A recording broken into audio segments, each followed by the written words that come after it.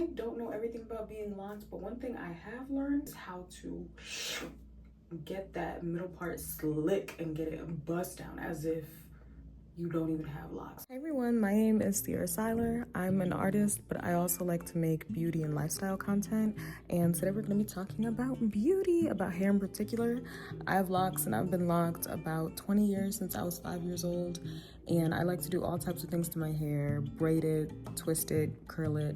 And today I'm going to be showing you exactly step by step, including the products that I use, how I do an at-home touch-up when I'm in between retwists and take it from this super natural frizzy puffy look to something just super slicked and laid and sleek, because I love the way my hair grows out of my head naturally, but I also just like this vibe. So if you want to know the details on how I achieve that, stay tuned. I don't know everything about being locked, but one thing I have learned, particularly in these past couple years, is how to get that middle part slick and get it bust down as if you don't even have locks, as if it's like flat and straight, because that's like the look I like. I love my kinky curly hair, but I also like that God can't bless you with more when you too busy settling for less. That look. So let's get started. I'm out of my minoxidil. Be easy on my edges, thank you. So first things first, ideally I would be doing this on freshly washed hair, even if I only washed the part that I'm touching up and retwisting, like the first few rows. Ideally those would be clean and freshly washed and still damp from that wash before I start this process. But say you can't wash your hair or you have not just washed your hair, then dampening it works fine for what I like to do. So I like to spritz my hair with water if I didn't just hop out the shower from washing it. And then I'm gonna go in with a rat tail comb. I actually like to dip the rat tail comb in a little bit of gel to help me part it super like neat. I'm kind of terrible at parting, so anything I can to help me out is what I will do. And then I'm going to use my fingers to literally press onto any new growth and press onto the roots to help me retwist the hair and swoop it into the lock like you see. And I'm going to bring my fingers down to sort of kind of palm roll it and bring it down as far as I can so that my lock doesn't go from like tightly coiled and freshly retwisted to like immediately puffy and create that drastic stark difference. I also like to add gel before parting the lock once I get to the locks that have a ton of hair at the front and where it'll be a little bit more difficult to part. So I'm going in with the rat tail comb multiple times, and then I'm going to use that same rat tail comb with that same locking gel to again swoop the lock into the hair. Before, with the previous lock that had less hair growing into it, I was just using my fingers and pressing my fingers into it. But for something with this much hair, I like to use the comb so that it literally slicks into the lock and looks neat. When you're retwisting, make sure to keep in mind to avoid over retwisting to where you get that little curl at the top. I hear that can lead to breakage. I've used that method on my hair for quite some time. I don't do it anymore, and I don't think I've seen any breakage as a result of that, but I would avoid it, especially for something like this, because it's gonna ruin that super sleek flat look that we're going for in the end. So when you're retwisting, make sure you're retwisting just enough to where it will not curl. And if you need another way to keep it secure, I suggest either clipping it or tucking it like you see me doing, because I only had one clip.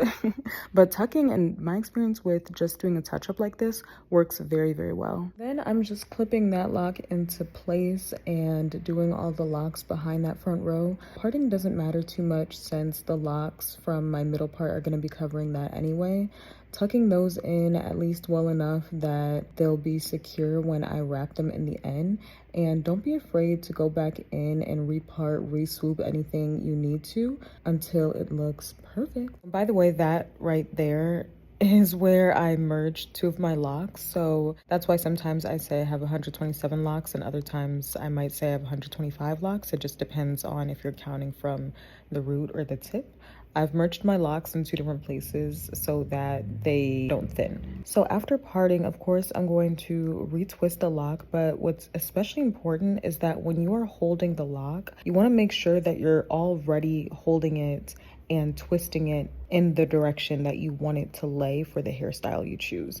So if I'm going to wear my hair pinned back, like say I want to wear a ponytail the next day, I want to make sure that I'm holding my lock behind my head and not to the side. But because I want them pinned and laid to the side, because I am wearing a middle part, I'm intentionally only retwisting and pulling and holding them to the side of my head, because if I have to flip over my locks after taking off my scarf the next morning, then it's not gonna have that like glued down look that I like. I like to work from the outside in, and I'll do my hair half at a time. Remember, this is just a touch up and I'm only doing the front of my locks. So when I wash my locks, I just wash the front. When I'm retwisting, I'm just retwisting the front few rows, because this is my little like hack for when I'm in between retwists. So I like to start off with my left half from the part closest to my ear to my middle part, and then the right half, the part closest to my ear to my middle part, and kind of work my way in. That will make sure that I'm not messing up my hair as I'm doing it. But I'm also going to hit those locks behind the locks in the front, but I'm not gonna pay as much attention to making sure the parts are super neat like I did with the front locks, because just to wear the middle part, most of my hair on top is going to be covering that hair anyway. So I'm really only putting all this effort and attention into parting my front locks super clean. The rest, I just want them to be retwisted so that they can lay flat and give me that like close to the scalp look. By the way, if you see any hair detached from the growth of my lock, don't mind that. Breakage, new growth, whatever you want to call it, maybe a combination of both. I think it just runs in my family. I got my locks when I was around 4 or 5, and I noticed when I was around like 18, I started experiencing that breakage or like that new growth not growing into the lock. But yeah, Minoxidil has been extremely helpful for that. I'm just out of it right now. Moving on to finish that front row, the most important row, but definitely not the only row you want to focus on. I'll get into why a little bit later.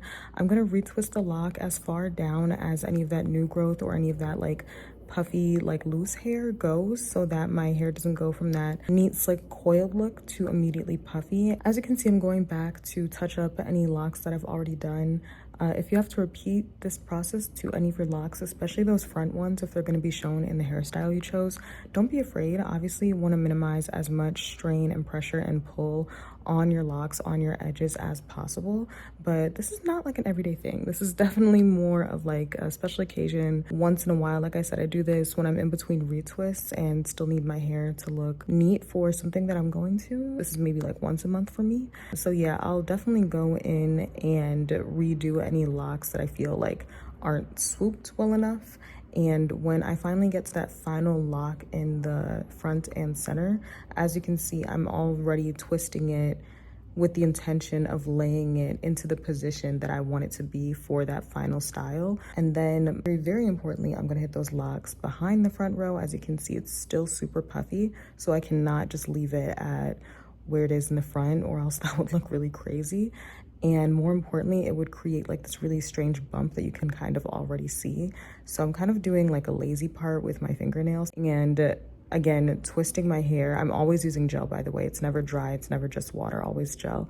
And twisting it into the direction that I need it to lay, either on my left side or my right side, so that I don't have to fuss with it after I'm taking off my scarf. So I'm just repeating steps 1 through 5. I'm parting the hair, I'm slicking the hair into the lock with either a comb or my fingers, and then I'm retwisting as far down the lock as necessary. And then this right here is exactly what I'm talking about. You see how it kind of has that bump and that point in the back? That comes from not retwisting far back enough. I like to retwist to just about the crown. If I had a fresher retwist for that hair in the back, then I would probably skip this part and stop the retwisting, stop the touch up at maybe like row 2 or 3. But because it's been so long since I last had my hair retwisted, it's definitely showing right there in the crown. So that's where it especially kind of like snitches on you and tells you how long it's been since you've had your last retwist. And that's where I'm making sure that they're not only retwisted, but they're laid down flat in the direction that I want. If you feel like you need to repeat any of the steps, retwist any of the locks, re-swoop any of the baby hairs or edges into the lock until you feel like it looks good to your standards, go right on ahead. That's exactly what I'm doing before clipping and securing everything in place. And what I especially like to do is go in with a little bit of edge control with either a toothbrush or that same rat tail comb, depending on just the lock and whatever feels easiest, to really swoop it under the locks that the hair is supposed to go and swoop it into the lock that it's supposed to be retwisted into. And that combo of like a little bit of edge control on top of a lock gel to lay the edges, that's something I've been doing since high school and that I learned then, and it's so helpful. I saw one girl even use mousse on top of her edge control with her locks, and it really did look good, but I have not tried that method. This is the final step, and this is what's really going to make your hair slick and pressed and laid and just give like scalp. I'm taking some water, spritzing it in my hand and mixing it with a little bit of gel, and then I'm just pressing my hands on top of my hair to secure any flyaways. This seems like a really small step, but let me tell you, it takes your hair to the next level. This is what really makes it give bust down. And the water to gel ratio is really your choice. The more gel you use in that combination, the more those hairs will kind of lay and stay. So it's really up to you. As you can see by my hands, it wasn't so much that you could actually see the gel on my hand, just enough for your hands to look and feel sticky. And then last but not least, I'm gonna take a satin scarf and wrap it and secure it all in place. For me, I've learned that it's not how tight you have your scarf tied, it's how long you have it tied down for. I know it's tempting to tie it as humanly tight as possible, but the tighter you tie it, the harder it's going to be to withstand. And then in an hour or two, you might find yourself trying to loosen it or fuss with it, and now you've ruined that glued down look that we were going for. So don't tie it too tight, or else you're probably going to end up fussing with it or moving it and no longer have that sleek look. Ideally, you'll be doing this at least the night before you want your hair ready for something. And one more final 360 for the hair and how everything looked before going to sleep. And let's see how it looks the next morning. Now we're gonna take it off, and let me just show you how slick this came out. Are you ready?